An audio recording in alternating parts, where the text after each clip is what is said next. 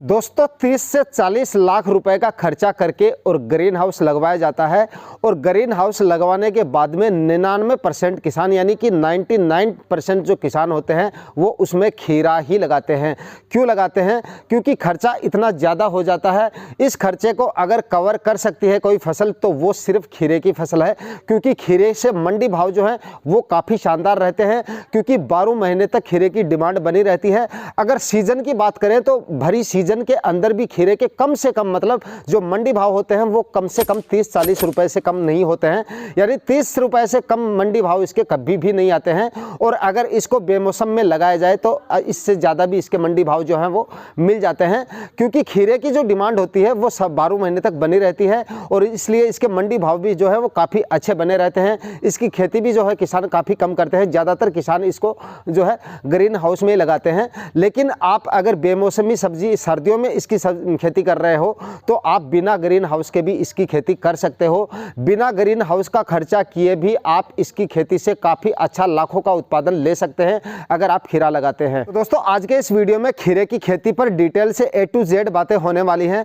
कौन से समय पर आप इसकी खेती कर सकते हैं, अगर आप अब इसको लगाना चाहते हैं तो कौन से महीने में या किस तारीख तक आप इसकी बुआई कर सकते हैं, कौन सी विधि से लगाना चाहिए, सर्दियों में आपको किस तरह से इसका बचाव करना है और कब तक आपकी ये फसल मार्केट में आ जाती है और कितने आपको इसके मंडी भाव मिल जाते हैं और किस तरह से आप खीरे की बुआई कर सकते हैं। कंप्लीट जानकारी आज के इस वीडियो में आपको मिलने वाली है, तो वीडियो को कंप्लीट देखिएगा। चैनल पर नए हैं तो चैनल को सब्सक्राइब जरूर कर लीजिएगा और साथ में बेल आइकन भी प्रेस कर दीजिएगा ताकि समय समय पर आपको खेतीबाड़ी से रिलेटेड वीडियोज मिलते रहें। नमस्कार दोस्तों, मेरा नाम है सुरेश और आप देख रहे हैं खेत किसान झुंझुनू। तो दोस्तों अगर आप अभी खीरा लगाने की सोच रहे हैं या खीरा लगाना चाहते हैं तो आप जो है खीरा नवंबर माह में लगाएं, यानी 15 नवंबर के बाद में आप खीरा लगा सकते हैं।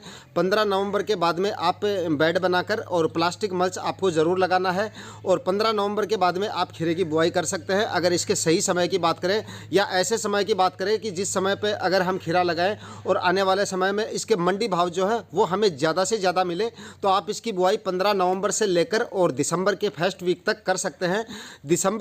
15 दिसंबर से पहले अगर आप खीरे की बुआई कर देते हैं तो आने वाले समय में आपको खीरे का जो मंडी भाव है वो काफ़ी शानदार मिल जाते हैं। दोस्तों अगर आप इस समय पर खीरा लगाते हैं तो आपको थोड़ा सा लो टनल का जो खर्चा है वो ज़रूर करना पड़ेगा, क्रॉप कवर आपको लगाना पड़ेगा, क्योंकि आने वाले समय में टेम्परेचर जो है वो काफ़ी कम हो जाते हैं, सर्दियाँ ज़्यादा पड़ने लगती हैं, पाले वगैरह भी जमने लग जाते हैं। तो उस समय पर आपको अपनी फसल को सर्दियों से बचाने के लिए क्रॉप कवर लगाना पड़ेगा। क्रॉप कवर लगाने के बाद में आपकी फसल की बढ़वार और उसकी ग्रोथ पे कोई भी असर यानी ठंड की वजह से नहीं पड़ेगा। अच्छी बढ़वार और अच्छी ग्रोथ क्रॉप कवर के अंदर आपकी फसल की होती रहेगी और उसके बाद में फरवरी के फर्स्ट वीक में या 15 फरवरी तक आपका खीरा जो है मार्केट में आना शुरू हो जाएगा, अगर आप 15 नवंबर के आसपास खीरा लगा देते हैं। लेकिन दोस्तों कुछ ऐसे क्षेत्र जहां पे टेम्परेचर काफ़ी कम हो जाते हैं और लगभग जो है फरवरी तक टेम्परेचर कम ही रहते हैं या पाले पड़ते रहते हैं, ऐसी जगहों पर थोड़ा सा हार्वेस्टिंग लेट आ सकती है, यानी आपका खीरा थोड़ा सा समय ले सकता है, यानी 15 फरवरी तक का समय भी ले सकता है। लेकिन जहाँ पर 25 जनवरी के आसपास टेम्परेचर थोड़े सुधरने शुरू हो जाते हैं वहाँ तक आपका जो खीरा है वो फरवरी के फर्स्ट वीक में आना शुरू हो जाता है, क्योंकि क्रॉप कवर के अंदर ही आपका जो टेम्परेचर है वो अच्छा से मेंटेन रहता है और अगर आप उसमें फर्टिगेशन वगैरह समय पे करते रहेंगे तो उसके अंदर ही क्रॉप कवर के अंदर ही आपका जो खीरा है वो फ्लोरिंग स्टेज में आ जाता है और उसके बाद में 25 जनवरी के बाद में आप क्रॉप कवर हटा सकते हैं। उसके बाद आपका खीरा जो है वो तैयार हो जाता है। तो इस तरह से आप 15 नवंबर के आसपास जो है खीरे की बुआई कर सकते हैं और अच्छा खासा उत्पादन इससे ले सकते हैं। दोस्तों अगर आप इस वीडियो में बताए गए तरीके से और बताए गए समय पर अगर आप लो टनल विधि से खीरे की खेती करते हो तो आपको खीरे से ना केवल मंडी भाव शानदार मिलेंगे बल्कि इससे जो उत्पादन मिलेगा वो भी आपको काफ़ी शानदार मिलेगा, क्योंकि इससे जो मंडी भाव है वो क्योंकि आपकी खेती जो होगी वो अगेती खेती होगी, काफ़ी अगेती खेती हो जाएगी और मंडी में आपका खीरा जो है समय से काफ़ी पहले आ जाएगा। इसकी वजह से आपको जो मंडी भाव है वो 30 रुपये से ऊपर मिल सकते हैं और साथ ही इससे जो उत्पादन मिलेगा वो काफ़ी शानदार मिलेगा। खर्चा आपका केवल लो टनल का होगा, उसके बाद में स्प्रे से जो होने वाले खर्चे हैं वो आपके काफ़ी कम हो हो जाएंगे। दोस्तों, जब तक आपकी फसल लो टनल के अंदर रहेगी तब तक आपकी फसल में कोई भी बीमारी, किसी भी तरह के इंसेक्टिसाइड या किसी भी तरह के फंगीसाइड वगैरह आपको इस्तेमाल नहीं करने पड़ेंगे, क्योंकि जब तक आपकी फसल लो टनल के अंदर रहेगी तब तक आपकी फसल में किसी भी तरह के कीट का अटैक नहीं होगा। यानी थ्रिप्स या माहू वगैरह जितने भी जो रोग आते हैं, रस चूसने वाले जितने भी कीट आते हैं, वो लो टनल जब तक लगा रहेगा तब तक आपकी फसल में किसी भी तरह का रोग नहीं आएगा। तो रोग अगर आपकी फसल में नहीं आएगा तो यहाँ पर आपके जो इंसेक्टिसाइड के जो खर्चे हैं वो काफ़ी बच जाते हैं, और साथ ही आपकी फसल जो है वो काफ़ी हेल्दी और काफ़ी स्वस्थ रहेगी। ग्रोथ आपकी फसल की काफ़ी अच्छी रहेगी। तो अगर आपकी फसल हेल्दी रहेगी, स्वस्थ रहेगी, तो आपकी फसल की बढ़वार और ग्रोथ भी अच्छी होगी, और इसकी वजह से आपका जो उत्पादन निकल के आएगा वो काफ़ी शानदार आएगा। तो यहाँ पर आप बताए गए तरीके से और बताए गए समय पर लो टनल विधि से इसकी खेती करें, काफ़ी शानदार मुनाफा आपका निकल कर आने वाला है अगर आप खीरे की खेती करते हैं। दोस्तों, लो टनल विधि से अगर आप खीरे की खेती करते हो तो इसका खर्चा कितना आता है, काफ़ी किसान भाई पूछते रहते हैं, तो उस पर भी थोड़ी सी बात कर लेते हैं। बेल वर्गीय सब्जियां अगर आप लो टनल विधि से करते हैं तो इसमें थोड़ा खर्चा आपका कम आता है, क्योंकि लाइन से लाइन की जो दूरी होती है वो काफ़ी ज़्यादा होती है, 5-6 फीट तक की होती है। तो यहाँ पर आपका जो खर्चा है वो लगभग आप एक एकड़ में यहाँ पर अगर हम बात करें तो कम से कम आपके 3 रोल जो है वो लग जाते हैं। जो फाइबर का जो कपड़ा आता है, जो फैब्रिक का जो कपड़ा आता है, वो उसके 3 रोल लग जाते हैं। एक रोल की जो लंबाई होती है वो 625 मीटर होती है। लगभग आपके 3 रोल लग जाएंगे। एक रोल की जो कीमत होगी वो लगभग 5,000 रुपये से लेकर और 5,500 रुपये के बीच में आपका जो एक रोल का खर्चा है। तो लगभग यहाँ पे आपके 16-17 हज़ार रुपये तो जो फैब्रिक का जो कपड़ा आएगा उसका खर्चा होगा, और उसके बाद में जो फाइबर के सरिये आते हैं उसकी कीमत की यहाँ पर अगर हम बात करें तो एक सरिये की जो कीमत होगी वो लगभग 15 रुपये से लेकर 16, 17, 18 रुपये तक अलग अलग एरिया में इसकी कीमत थोड़ी डिफरेंट हो सकती है, लेकिन मैक्सिमम आप इसकी कीमत 20 रुपये मान के चलिए, क्योंकि हमारे एरिया में 15-16 रुपये तक मिल जाता है। तो आपके एरिया में अगर कॉस्टली अगर आपको मिलता है तो 20 रुपये से महंगा आपको नहीं मिलेगा।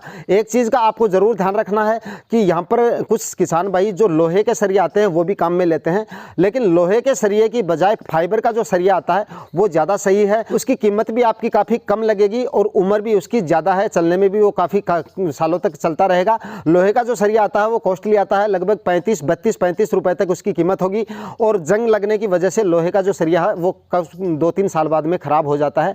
तो यहाँ पर आप जो फाइबर का सरिया आता है वो काम में ले सकते हैं, और फाइबर के सरियों की एक एकड़ में यहाँ पर अगर हम बात करें तो 2-2.5 हज़ार रुपये के आपके सरिये लग जाएंगे। लगभग आपका जो खर्चा होगा अगर आप 1 एकड़ में खीरे की खेती करते हैं तो 25,000 रुपये, आप ये मान के चलिए कि 24-25 हज़ार रुपये में आपका जो खर्चा है वो लो टनल विधि से अगर आप इसकी खेती कर रहे हैं तो हो जाता है। प्लास्टिक, मल्च और बीज का खर्चा मैंने यहाँ पर नहीं बताया है।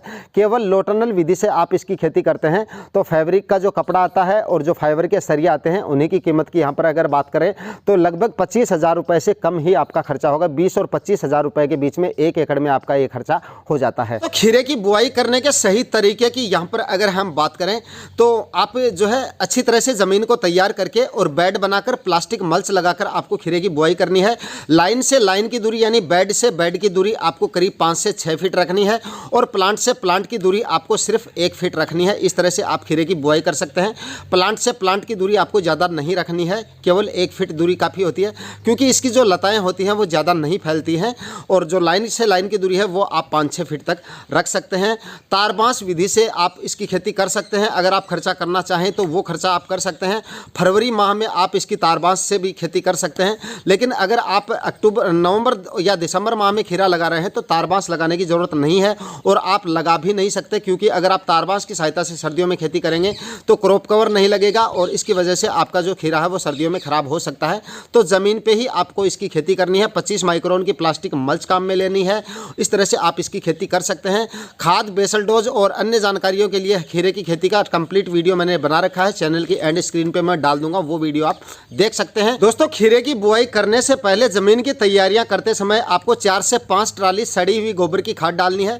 गोबर की खाद किसी भी तरह की सब्जियों की फसल अगर आप करते हैं तो सड़ा हुआ गोबर आपको अवश्य डालना है। गोबर की खाद अगर आप ठीक से नहीं डालेंगे तो जो रासायनिक फर्टिलाइज़र होते हैं उनका जो बेसल डोज होता है वो आपको बहुत ज़्यादा मात्रा में डालना पड़ेगा, और उसके बावजूद भी आपको जो है अच्छा रिजल्ट अपनी सब्जियों की फसल से नहीं मिलेगा अगर आप सड़ी हुई गोबर की खाद अपनी खेत में नहीं डालते हैं। तो ज़मीन की तैयारियां करने से पहले 4 से 5 ट्राली आप सड़े हुए गोबर की खाद डालें, और उसके बाद में एक कल्टीवेशन करके उसके बाद में 40 केजी DAP और 30 केजी MOP पोटास आपको अपने खेत में बिखेर के आखिरी कल्टीवेशन करके पाटा लगा के ज़मीन को अच्छी तरह से भुरभुरा और समतल बना लेना है और उसके बाद में बेड प्रिपरेशन का कार्य आपको कर लेना है। दोस्तों खीरे की टॉप वैरायटियों के बारे में अगर हम बात करें तो यहाँ पर आप एक नंबर पे ले सकते हैं सेमिनस का मालिनी खीरा आप यहाँ पर लगा सकते हैं। काफ़ी अच्छी काफ़ी शानदार वैरायटी है। इस वैरायटी से काफ़ी अच्छा उत्पादन मिलेगा और खीरे का जो कलर है वो भी काफ़ी आकर्षक और अच्छा कलर है, यानी मंडी में इसकी जो डिमांड होगी वो काफ़ी शानदार होगी। तो यहाँ पर आप सेमिनस का मालिनी खीरा लगा सकते हो। दोस्तों अगले नंबर पे वीएनआर का क्रिस जो वैरायटी आती है वो आप लगा सकते हो। वो भी काफ़ी अच्छी और काफ़ी शानदार वैरायटी है।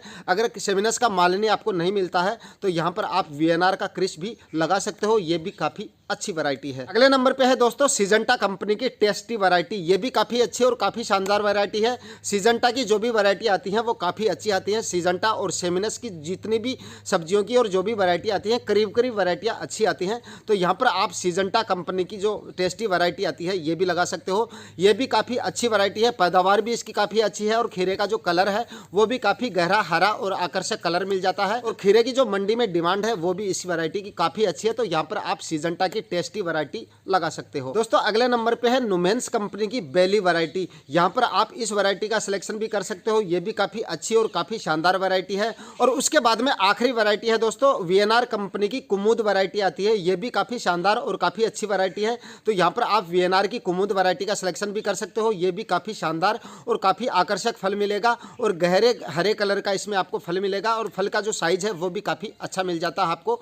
तो यहाँ पर आप इन पांचों वैरायटियों में से जो भी वैरायटी आपको अपने एरिया में मिल जाती है किसी भी वैरायटी का सिलेक्शन कर सकते हैं। पांचों एक से बढ़कर एक काफ़ी अच्छी वैरायटी है। तो यहाँ पर आप किसी भी वैरायटी का सिलेक्शन करके अपने खीरे की फसल से काफ़ी अच्छा और शानदार उत्पादन ले सकते हैं। आज के वीडियो में इतना ही। वीडियो में दी गई जानकारियाँ अगर आपको इन्फॉर्मेटिव लगी तो वीडियो को लाइक और शेयर कर दीजिएगा। चैनल पर नए हैं तो सब्सक्राइब जरूर कर लीजिएगा। मिलते हैं किसी नए वीडियो में नए टॉपिक के साथ। तब तक के लिए जय हिंद।